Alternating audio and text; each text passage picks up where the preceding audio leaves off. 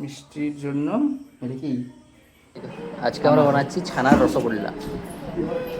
এই 150 গ্রাম মতো ছানা নিলাম, তারপর হচ্ছে এর সাথে ময়দা দিলাম, আর হচ্ছে বেকিং সোডা। মিশ্রণটা ভালো করে মিক্সড করছি, এখন মিক্সড হচ্ছে। মিক্সটা ভালো করে নেওয়ার পর ভালো করে একদম লবণ বেকিং সোডা দিয়ে একদম রেডি করলাম। ইউটিউব দেখে আমরা স্টার্ট করেছি ফার্স্ট টাইম।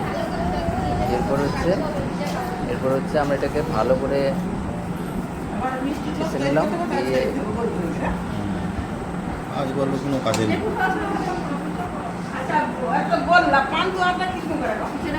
দিয়ে আস্তে আস্তে সব খাসা হয়ে যাওয়ার পর এটা হচ্ছে আমরা সিরামাকে তৈরি করেছি চিনি দিয়ে, জল দিয়ে, তেজপাতা আর হচ্ছে ওই এলাচ দিয়ে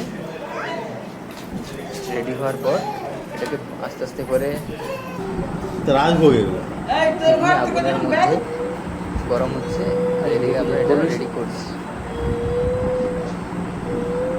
এটা আমরা আস্তে আস্তে কলাই একটা মিষ্টি আকারে গোল করে নিচ্ছি।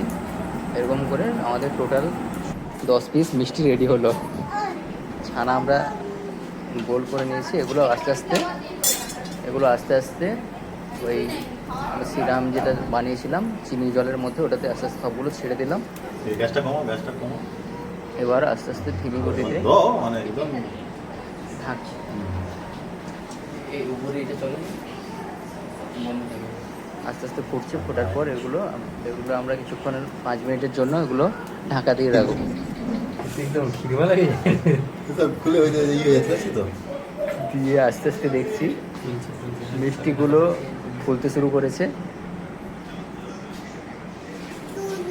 দেখলাম লাস্টে গিয়ে দেখলাম গোল্লা বানাতে গিয়ে